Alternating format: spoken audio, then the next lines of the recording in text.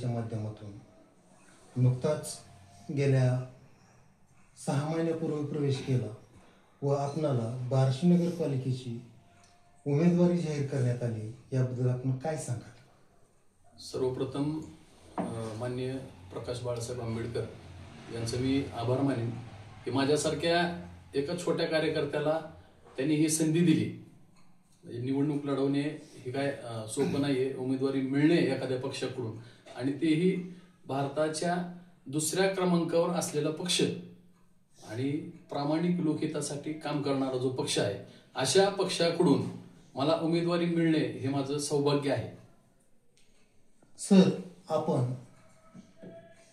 जो आपला प्रभाग आहे, प्रभाग क्रमांक 6 ब मधून निवडणूक लढवत आहे, या प्रभागामध्ये आजी माजी आमदारांचे जे पूर्वीचे नगरसेवक होऊन गेलेले आहेत, यांनी देखील आजपर्यंत आम्ही प्रभागाचा विकास केलाय असे छाती ठोकपणे सांगताय. आपण यांच्यापेक्षा नेमका कशा प्रकारे विकास कराल? मुळात आपण जर प्रभागामध्ये जर आपण फिरला किंवा लोक फिरले तर आमच्या प्रभागामध्ये शेवटचा नगरसेवक कोण होता, त्याचं नाव काय, हे सुद्धा मतदारांना माहीत नाहीये. आणि हे विकास काय, घंटाचा विकास करणार का हे लोक?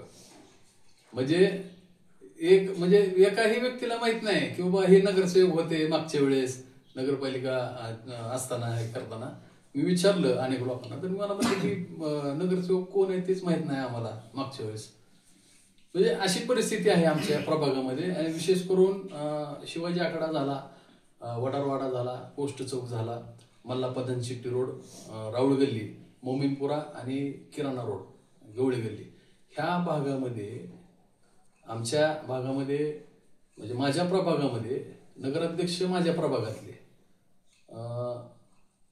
माझी नगरसेवक आणि विरोधी पक्ष नेते हे माझ्या प्रभागामध्ये, आमदार, दोन्ही आमदारांच्या अत्यंत जवळचे कार्यकर्ते हे माझ्या प्रभागामध्ये, म्हणजे मोठमोठे म्हणजे दांडगे असे उमेदवार आणि नगरसेवक हे माझ्या प्रभागामध्ये असताना आमच्या भागाचं दुर्दैव असं की आमच्या भागामध्ये रस्ते, गटार आणि इतर कामासाठी आम्हाला आंदोलन करावं लागतात.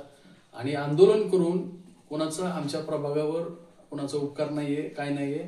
आमच्या प्रभागाच्या लोकांनी एकत्र येऊन आंदोलनाच्या माध्यमातून आमची कामं आम्ही पूर्ण करून घेतले. त्यामुळं माझी प्रभागातील जे मतदार आहेत त्यांना विनंती आहे की आता जर कोणी मतदान तुम्हाला मागायला आलं तर त्यांना हाय तसं घरातून हाकला आणि त्यांना सांगा की तुम्ही 5 वर्ष, 10 वर्ष, 15 वर्ष झाले तुम्ही आमच्या प्रभागामध्ये आलं नाही, तुम्हाला आम्हाला मतं मागायचा अधिकार नाही. आणि दुसरी गोष्ट, आता नवीन चेहऱ्याच्या नावाखाली जे उमेदवार प्रत्येक ठिकाणी दिलेले, आमच्या प्रभागात देखील उमेदवार दिलेले. सर, नवीन चेहरे म्हणतात, परंतु हे जी राजकारण आहे याच प्रतिस्पर्ध्यांच्या राजकीय वारसामुळे वारस हक्कच नगरसेवक पदी विराजमान झालेले, याबद्दल काय थोडी माहिती द्याल का? वारस हक्कच म्हणावं लागेल ना त्याला. वारस हक्क म्हणजे कसं, आता नगराध्यक्ष दोन्ही बी उमेदवार बघा तुम्ही, कोण आहे, वारसात चलत आलेला आहे. म्हणजे सामान्य कार्यकर्त्यांना आणि तळमळीनं काम करणाऱ्या कार्यकर्त्यांना दोन्ही पक्षाकडून, दोन्ही गटाकडून अजिबात न्याय मिळत नाही. परंतु गेल्या अनेक वर्षापासून बार्शी शहर व तालुक्यामध्ये 2च गट एकमेकांना भिडतात व दोन्ही गटाशिवाय बार्शीचं राजकारण अपूर्ण होतंय.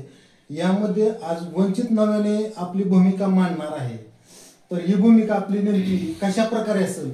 बार्शी भयमुक्त होईल का? कारण माझे आमदार दिलीप सोपल यांचं म्हणणं आहे की बार्शीने मोकळा श्वास घ्यावा म्हणून मला जनतेने निवडून द्यावं.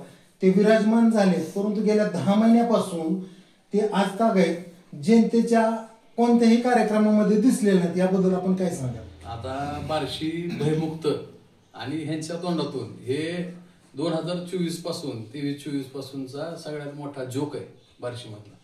हे म्हणतायत की आम्ही बार्शी भयमुक्त करू, गुंडगिरी मुक्त करू, दहशत मुक्त करू. परंतु मागचं एक प्रकरण झालेलं होतं, जे माजी आमदार आहे माजी आमदारांचा मुलगा, आणि नाव घेत नाही, मी नाव घेतोय, माजी आमदाराचा मुलगा रणवीर राऊत याची एक क्लिप व्हायरल झालेली होती. ती क्लिप व्हायरल झाली, शिवीगाळ दिलेली. त्यांचा कार्यकर्ता होता. कुणाचा कार्यकर्ता होता? जे आता नगराध्यक्षाला उभे आहेत त्यांचा कार्यकर्ता होता. त्या बिचाऱ्याला आई बहिणीवर अशा शिव्या त्या जे आमदार आहे ते माजी आमदाराची मुलाने दिले. ते दिल्यानंतर ते फक्त त्यांनी व्हायरल केलं. त्याची एकही तक्रार सोपल गटाकडून किंवा बारबोले गटाकडून एकही तक्रार लेखी कुणी केलेली नाही. फक्त व्हायरल करून आयत्या पिठावर रेघोटा यांनी वडायला लागले, दुसरं काही नाही. यांनी बार्शीला अजिबात भयमुक्त करू शकत नाही. यांच्या स्वतःमध्ये तेवढं दम नाही, तेवढी धमक नाही. त्यानंतर ते गाडी जाळलेलं जे प्रकरण आहे, ते गाडी जाळली त्याच्यामध्ये त्याच्यानंतर ते जे प्रकरण झालं होतं, असा आरोप आहे की रणवीर राऊत यांच्या कार्यकर्त्यांनी ती गाडी जाळलेली होती. ती गाडी जाळली, त्याच्यामध्ये त्यांनी निवेदन द्यायला गेले. तुम्हाला संशय आहे, लोकशाहीनं अधिकार तुम्हाला दिलेला आहे, तुम्हाला संशय आहे या व्यक्तीवर, त्या व्यक्तीचं तुम्ही नाव घेऊ शकता. पोलीस प्रशासनाचा ते पुढचं काम आहे की ते व्यक्ती होता त्याच्यामध्ये काही इन्व्हॉल्व का नव्हता, ते तपासाचा भाग आहे. पण तुम्ही आरोप करू शकता की बाबा ह्या अशी गाडी आमची जळलेली आहे आणि त्याच्यामध्ये आम्हाला संशय आहे की रणवीर राऊतांनी ही गाडी जाळलेली. तुम्हाला ज्या वेळेस तुम्ही निवेदन द्यायला गेले, तुमच्याबरोबर मोठमोठे सगळे लोक होते. जे आमदार आहेत आता, त्या आमदाराचे पुतणे, जे नगर अध्यक्षाचे उमेदवार आहेत, त्यांचे मिस्टर, ते सगळे मोठमोठे लोक गेलेले असताना पोलीस स्टेशनमध्ये मी ती बाईट बघितली त्यांची. त्यांनी फक्त निवेदन दिलं, त्यांनी काय बोलले नाही, त्यांनी नाव कोणाचं घेतलं नाही, काय नाही. आणि तुमच्यात जर खरं दम असेल, तुम्ही जर बार्शीला दहशतमुक्त करायच्या गोष्टी जर करत असाल, तर तुम्ही डायरेक्ट नावं घ्या त्यांची. तुम्ही बार्शीकरांना येड्यात काढू नका आणि बार्शीकरांना वेळ समजू नका. आजपर्यंत विद्यमान आमदार दिलीप सोपल व माजी आमदार राजेंद्र राऊत यांनी बार्शीकरांना पिण्याच्या पाण्यातूनच म्हणजे उजनीचं पाणी पाजतो म्हणून आजपर्यंत बार्शीकरांना नुसतं दंगवलंय. याबद्दल आपण काय सांगाल? आता सांगलीचा ते माझ्या म्हणजे जे आता जे आमदार आहेत त्यांचा सांगलीचा व्हिडिओ आपण बघितलाय. त्यांनी कशा पद्धतीनं 23 का 24 वर्ष बार्शीकरांना फक्त पाण्यासाठी झुलवलंय. तुटी आली, ही आलं, ती आलं. आणि त्याच्यानंतर देखील ज्या माझे आमदार आहेत, माझी आमदारांनी देखील विकासाच्या नावाखाली फक्त दहशत पसरून या लोकांना बार्शीकर जे मतदार आहेत त्यांना झुलवत ठेवले. आणि खऱ्या अर्थानं ह्या दोन्ही जे माझे आमदार आहेत आणि जे माझे आमदार आहेत त्यांची दहशत मोडीत काढणार ते फक्त वंचित बहुजन आघाडी. बार्शीकरांना मी हात जोडून विनंती करतो की तुम्ही वंचित बहुजन आघाडी याला तुम्ही साथ द्या.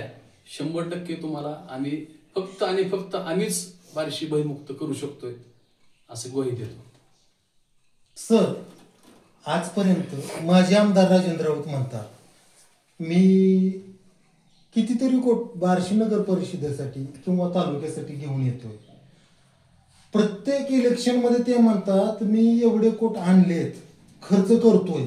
बार्शी नगरपालिकेमध्ये त्यांचा एवढा मोठा बोलबाला असताना देखील तुम्ही असं कसं काय म्हणताय की त्यांच्याकडून काय विकास झालेला नाही? नेमका तुम्हाला कशा प्रकारचा विकास हवा आहे? आता ही गोष्ट जनतेमधील बऱ्याच चर्चेला जातात की माझे आमदार राजेंद्र राऊत हे विकास निधी खूप मोठ्या प्रमाणात घेऊन येतात, परंतु त्यांची विकासात्मक कामं पण भरपूर आहेत. याबद्दल आपण काय सांगा? मला आतापर्यंत जे विकास दिसलाय ते फक्त त्यांच्या स्टेजवर आणि त्यांच्या कार्यकर्त्यांच्या पोस्टवर. मला दुसरा काही विकास जास्त दिसला नाही. आणि जे झालंय, समजा आता रस्ते झाले, आता ह्या महिन्यात रस्ता झालाय, कुठला महिना? नोव्हेंबर चालू आहे. डिसेंबरमध्ये त्या रस्त्याची परिस्थिती आहे तशीच असते. मग हा नेमका विकास बार्शीकरांसाठी आणतायत का त्यांचे उद्योगधंदे वाढवण्यासाठी आणतायत? हा मोठा प्रश्न आहे. आपण बार्शीच्या जनतेला नेमकं कोणतं आव्हान कराल? मी बार्शीकर तसेच प्रभागातील माझ्या सर्व मतदारांना हात जोडून विनंती करतोय की आता ह्या आजीमाजीच्या जी जाळं त्यांनी टाकलेलं आहे त्या जाळ्यामध्ये आपण अजिबात अडकू नका. जो उमेदवार मग अपक्ष असू द्या, जो उमेदवार आपल्याला सक्षम वाटते की निम्म्या रात्री आपल्याबरोबर कुठेही येईल, आपली कामं करेल, तशा उमेदवाराला आपण निवडून द्यायचंय. त्याचबरोबर माझी अजून एक जे उमेदवार आहेत तुमच्या भागामध्ये उभारलेले, त्या उमेदवारांना तुमच्याकडे मत मागायला आल्यानंतर आपल्याकडं एक कोरा कागद आणि एक पेन ठेवा. कोरा कागद आणि पेन ठेवायचं आणि त्यांना उमेदवार मत मागायला आल्यानंतर त्यांना म्हणायचं एक आमच्या गटरीसाठी किंवा रस्त्यासाठी एक निवेदन लिहून दाखव. त्यांनी जर निवेदन व्यवस्थित जर लिहिला तरच त्याला मतदान, नाही तर मग त्याला हाकलून द्या आणि त्याला तोंडावर सांगा की तुझी लायकी नाही उभा राहायची आणि मत मागायची, तू आम्हाला मत मागायला यायचं नाही. बार्शीतील जनतेनं जर आपल्याला निवडून दिलं तर आपण बार्शी नगर परिषदेची कामे नेमकी किती प्रमाणात आणि कशा प्रमाणात कराल? आता काही सुद्धा म्हणजे माझ्या पाठीशी आजी माझी आमदार नाही किंवा काय नाही, कोण नाही, काही नसताना फक्त माझ्या कौशल्यावर मी जे आजपर्यंत अनुभव घेतलाय, जी मी आजपर्यंत माहिती घेतली, त्याच्या जोरावर मी माझ्या भागातील गटर रस्ते या ठिकाणचे 50 लाख रुपयाची कामं मंजूर करून घेतलेले आहेत आणि ते फक्त आंदोलनाच्या माध्यमातून, दुसरं काही नाही. आणि जर मला सभागृहात बोलण्याची संधी जर मिळाली तर नगरसेवक काय असते आणि नगरसेवकाचं काम काय असतं हे मी बार्शीकरांना नक्कीच दाखवून देईन. सर, आपणाला कोणतीही राजकीय पार्श्वभूमी नाही तरी देखील आपण एवढे निर्धास्त सांगताय की मी नगरसेवक झाल्यानंतर काय करू शकतो. समजा वंचितचे आपण जे काय उमेदवार आहात निवडून गेला तर खरंच सभागृह ढवळून काढल्याशिवाय तुम्ही राहणार नाही. 100%. नमस्कार. तरी मला एकदा संधी द्या आणि मालक जर व्हायचं असेल तर वंचित बरोबर या आणि हमाल बनून जर राहायचं असेल तर प्रस्थापित बरोबर जावा. नमस्कार.